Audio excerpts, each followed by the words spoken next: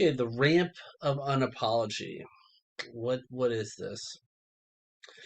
So it's a tactic to say, listen, it's a tactic to pull a somebody looking to leave your sphere of influence. It's a fake compromise. They have been violated in some way, and you don't want to leave, but you also don't want to give up power. And so you apologize, quote unquote, and then you roll it back. So in the narcissistic world, so this is a client story where the other partner rolled back an apology over time. And so it's important to recognize the pattern because it is a just slow creeping retaking over of power after a fake um, surrender, right? The other person knows you're willing to leave. So in this case, this was a cheating. Like they started another relationship within the relationship, and they wanted to keep the other person around. So the admission was, I cheated, and what the other person said is, I am a piece of shit, is what they said, right? So, wow, a dramatic apology, right? Now, with time, as this topic was brought up again in that relationship, they said, well, if you weren't disconnected, I would have never cheated. So, this is um, a now middle ground take of, listen, yeah, I did something wrong, but you did something wrong too. Okay. Quite different. Because the narcissist perceived at the time that their hooks on their partner were in deeper, now that they quote unquote apologize, now they want to roll back the apology because they want the power back.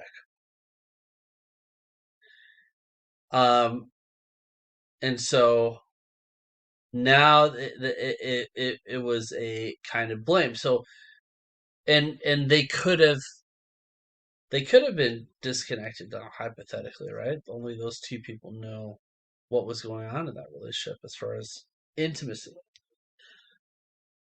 The question is, are they did that person give the feedback on the disconnection? Were they looking to resolve that, or was that just an excuse?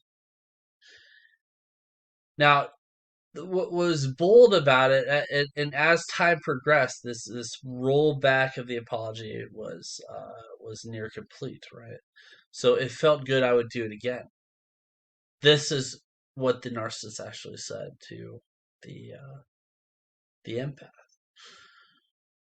So, and what is the point of that? Well, it's to mentally prepare uh, to to enter a post relationship, right? So enter the stable, enter the toy box, enter the shelf, because you were their property. You're there to provide fuel for the narcissist whenever they want. They purchased you emotionally in their perception.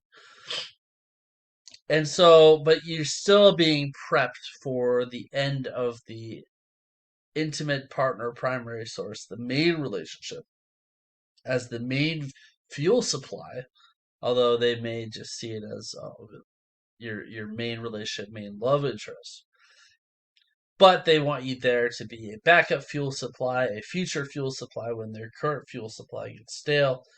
And so they'll prepare you for a break, of a cessation, of a change in status, without the total destruction of the relationship, because they expect you to enter the toy box willingly, to sit quietly and obediently, and be taking out because they already purchased you.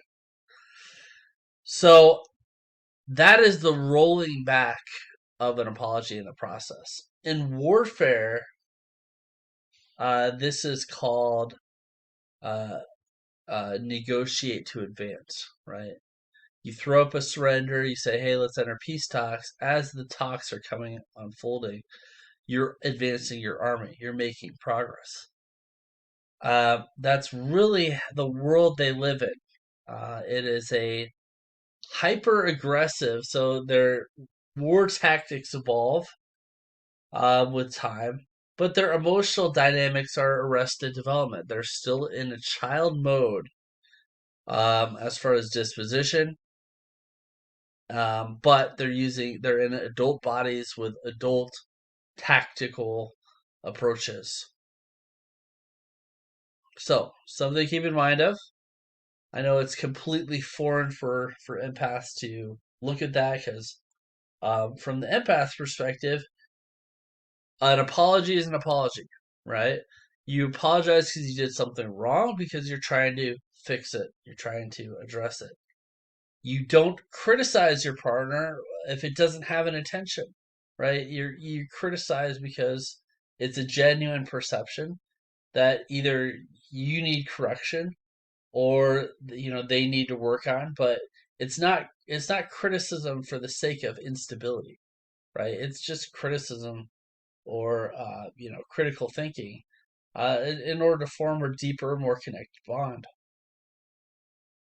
And it felt good. I would do it again from the empath perspective. Well, the relationship should end right there.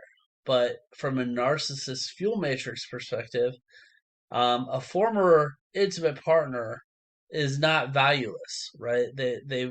You are expected to be a choice. You're expected to go back to your servant quarter and to serve them again. But for now, you spilled the plate and you are no longer a functional servant. So you must now go back to your quarters and be happy you have a roof over your head under the narcissistic fuel supply roof. So that is the process of the Ramp of Unapology. Thanks for listening.